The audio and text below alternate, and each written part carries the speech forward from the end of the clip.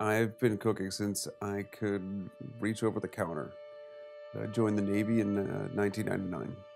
During my 8 years in the Navy, I had the honor of cooking for the Admiral, the commander of the U.S. 6th Fleet. I also had the honor of cooking for dignitaries, royalty, wherever the ship pulled into port and raised the flag, and we'd hold a reception. It was about 2006 when I decided that I wanted to play a more direct role. I never met EOD before. It's the military's bomb squad. I didn't know what that was about. But these guys had a huge armored truck. They had a bomb suit and a robot and all this other cool equipment. And I said, hey guys, what's going on? On December 8th, 2011, I was 8 months into a year-long deployment to Afghanistan. And I'd just returned from my 2 weeks of R&R back in the United States. I'd gotten to have Thanksgiving with my family. I got to see my son turn 1 year old.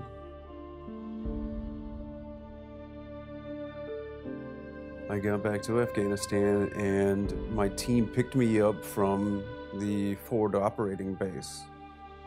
I still had the luggage in the back of the truck on this night.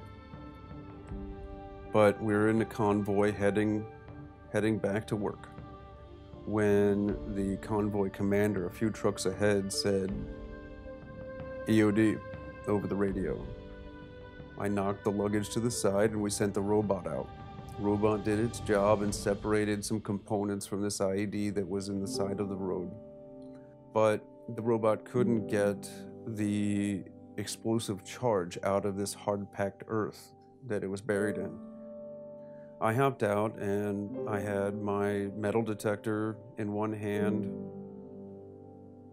and a hook and line, a rope in the other hand, and over my shoulder, a secondary device detonated right beside me. The lights went out immediately. I reached up to adjust my helmet so I could assess the situation, just to find that the helmet was gone. And my life had been changed forever.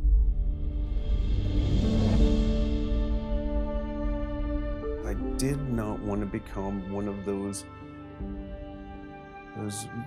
disabled veterans that just sat on the couch feeling sorry for himself. And I found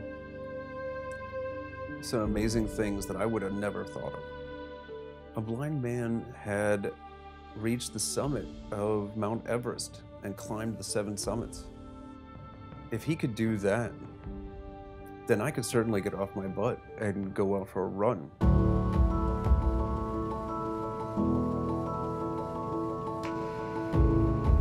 What's normally a solo event just becomes a team sport.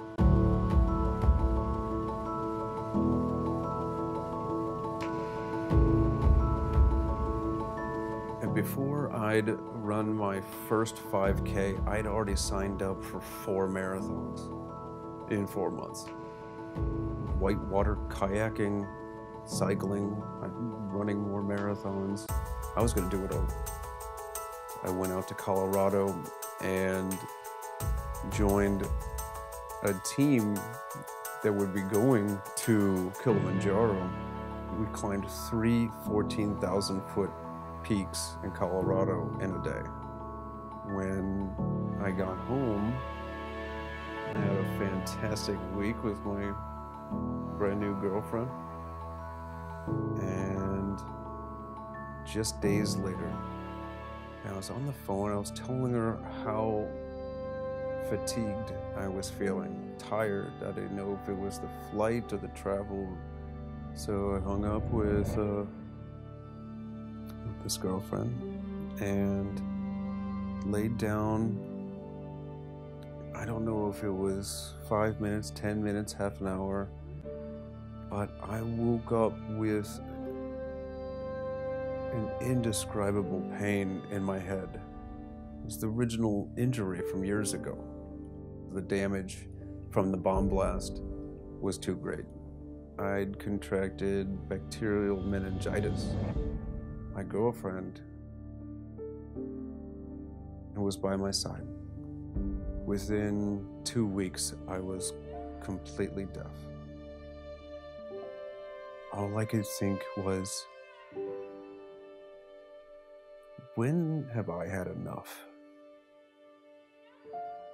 My girlfriend, McKayla, moved in with me. She left her job behind, her life behind, and dedicated hers to mine. It is the loneliest feeling to be trapped in your body, even with your loved ones all around you. The end of my world was at the end of my fingertips. McKayla had devised a way. She was writing every letter of every word she wanted to say to me in the palm of my hand.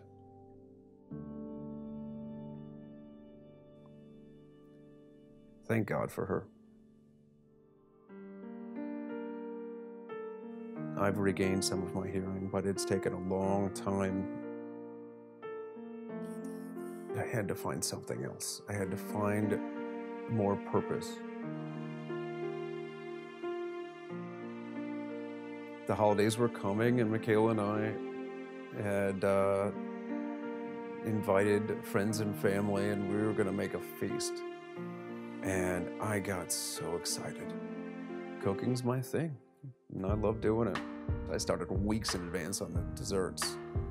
An Italian cheesecake with ricotta cheese and pies, all the types of pies you could think of, and fudge. I was taking ingredients, nuts and chocolate, and I was dumping alcohol, whatever flavor I could think of. I was coming up with. I've got so many flavor ideas, so many different recipes to try. And what I didn't notice, but McKayla did, I was smiling again. For the first time in maybe a year. I had something to do. The cooking was therapeutic. And I was excited about the next day where I could create something and I could share it with others. And while I was in the kitchen, McKayla was building a business. Extraordinary Delights. You know, that woman's so amazing, and I love her so much. I asked her to marry me. She said yes. She built EOD fudge while I was cooking EOD fudge.